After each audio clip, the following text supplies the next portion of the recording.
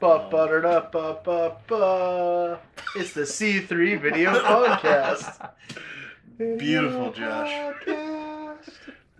Topic numero uno is Tony Hawk 5. Oh, yes. Yes. I'm excited. Yeah, I can already feel the inside of my thumb hurting. Tony Hawk did exactly what it needed to do. It needed to die and go away for a bit, and then come out and be like, we're going back to the basics. Because I remember back in the day when Tony Hawk Pro Skater 1 and 2 came out, those games were amazing, and the only people who played them were like actual skaters or kids, whatever. Yeah. But like, No, Josh, I played that game and I wasn't either. But you supported it. I supported the revolution. You watched X Games. Yeah. Yeah, Exactly. It was a different time. Yeah. I know who Steve Babarda was. But in any case, it was a different kind of game. Or playing the game, it was a different game. And as much as I liked, 3, 4, Underground 2, even American Wasteland to an extent, but it really fell off. Wasteland, I wanted that. If they could have brought in some sort of online aspect into Wasteland, that would have been incredible. And that's something like where Skate 3, like that was perfect. Playing Skate 3 online with friends, just you could hang out in a pool all day and just skate and kill time. And we'll see. What do you think, Tony? No peripherals this time? No, give me peripherals. And Tony Hawk is kind of odd in that sense, is that this one really that series really goes from something that we absolutely love and hold dear to something that absolutely crashed and burned and got incredibly terrible towards the end of its run. Yeah. Because if, like you were saying, Tony Hawk 1, you even say Tony Hawk's Pro Skater, first thing I hear is friggin' Superman by Goldfinger. Yeah. Or even, the soundtracks were legendary. Yes. Feel free to play that at my funeral. Just put it out there. Jared was a race car driver. Goddamn. Drive the goddamn prankster. But yeah, those first 5 or 6 were just great. But then they started Guitar Hero got huge. So they're like, all right, these are our cash cows. We're just going to put them out every freaking year no matter what. Did anybody here play Downhill Jam for the Wii? Tony Hawk's Downhill Jam? Yeah. Or no, wasn't that like Shaun White? Or... Nope. No, that was Tony. Tony Hawk's Downhill Jam. Was it legit? It was awful. The entire game was let's race skateboards downhill. Downhill. And you pretty much, and that's all it was. It was like tilt left, tilt right. I created skate parks within Tony Hawk where you could race downhill. No. That sounds like a better game than... And thinking next gen capability now, being able to create just insanity. I'm looking forward to that. I'm excited. But it's interesting right now because like with is this gonna be Activision again? And then now that Neversoft's gone, so it's whoever Neversoft became. It's gonna be the same people if it doesn't have the Neversoft brand to it. Well, I mean, same, but here's what I'm hoping with this announcement. I just hope we get an SSX2 announcement. That'd be cool. And we need a Skate 4. The Skate series was phenomenal. It was revolutionary for the skateboarding games, and definitely would like to see another one. So I guess I got a question. What are you guys looking forward most to, or hoping most to get out of the new Pro Skater game? Like for instance, or something for me is I'm really looking forward to hoping there's another really cool unlockable character like Darth Maul or Wolverine like in the past. Easter eggs. Those are always the highlight of the game for me. So close. About 1 second. Well, I would say what I'm most excited for, is like the nostalgia factors, the locations, skating in an airplane hangar, getting this ridiculous 10 trick combo with Steve-O. Yeah. Like, there's just so much good about the game.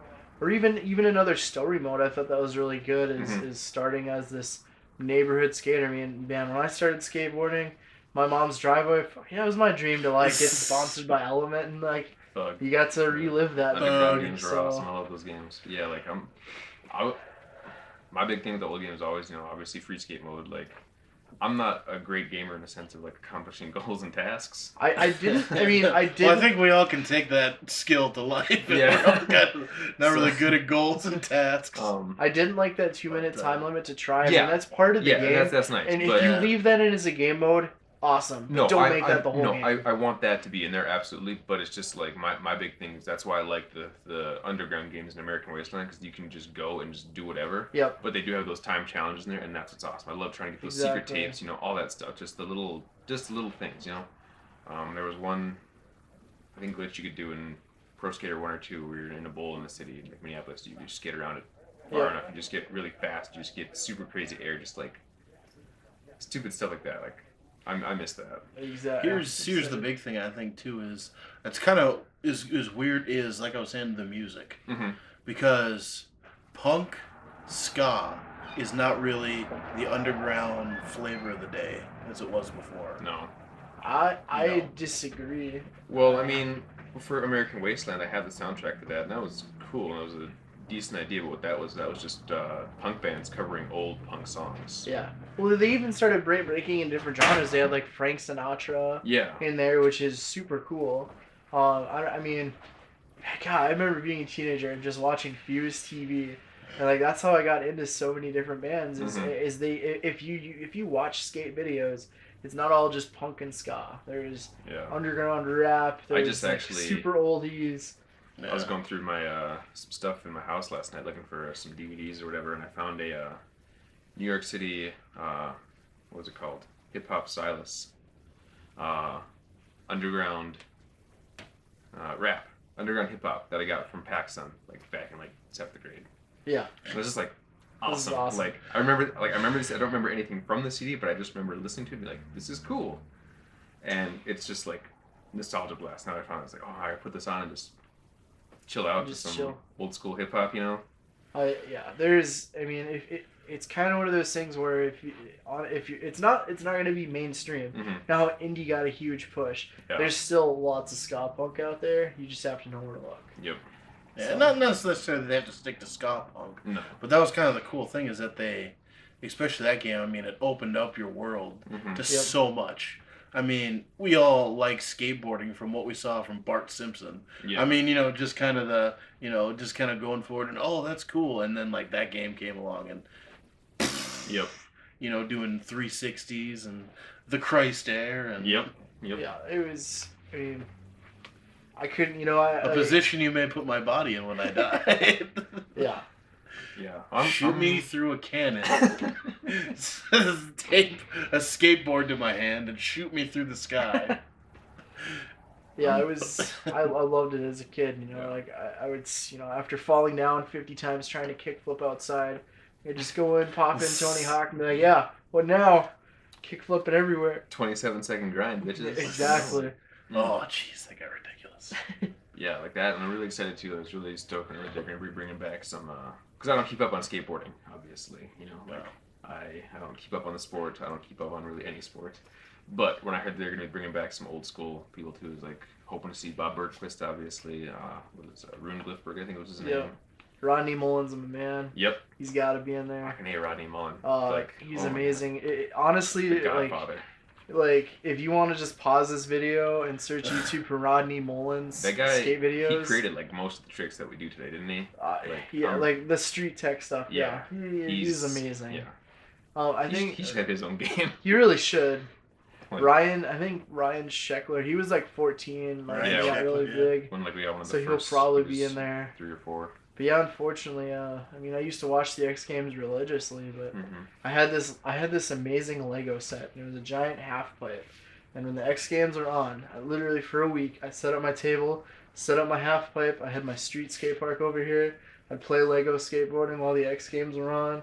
I knew every event. I knew every person. Like I was like addicted. But did you have the tech deck too? I did. Tech deck. I got really good at the tech deck. I had that. I think I was better on that than I was my actual skateboard. Yeah, I had like a little kit and everything. I could change out my trucks, my wheels, and everything. It was ridiculous, but it was awesome.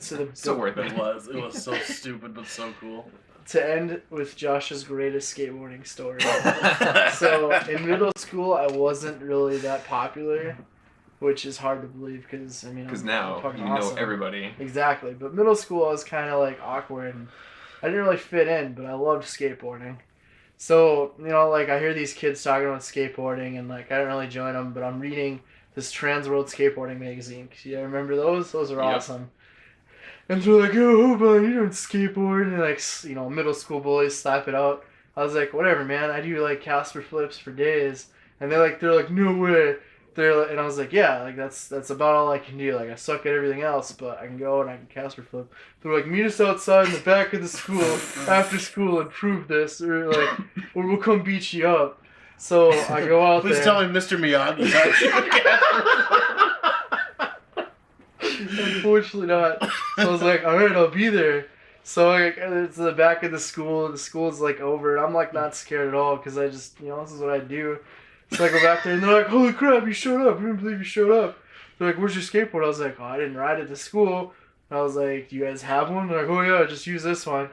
So I go and I do you know what a Casper flip is? Yep. You pop it upset, yeah. So I get in position and do it, and I missed the first time. But they're like, okay, you actually know what it is. Like, all right, that's cool. So I finally got it after 3 times, and of course all the other kids are trying it. So for that second, I proved myself, and that was cool. Right on. Then those guys turned out to be huge douchebags, and I don't like them. Happens, so yeah. Well, that's actually something too. I guess I should mention real quick before we move on. Is that's what I loved about the underground games in the American Wasteland. They brought in the flatland to the That's when I watch skate videos. That's what I want to see. I want to see flatland tricks. The ramps and stuff is cool, but I like the flatland because you can do it while you're going and just keep going. Exactly. I kind of it's kind of like a parkour skateboarding. Exactly. How fast can you get to point A, point B on a skateboard while looking cool? So, Tony Hawk Pro Skater 5, approved. Approved, right regardless now. of what terrible thing they come out with. Yep.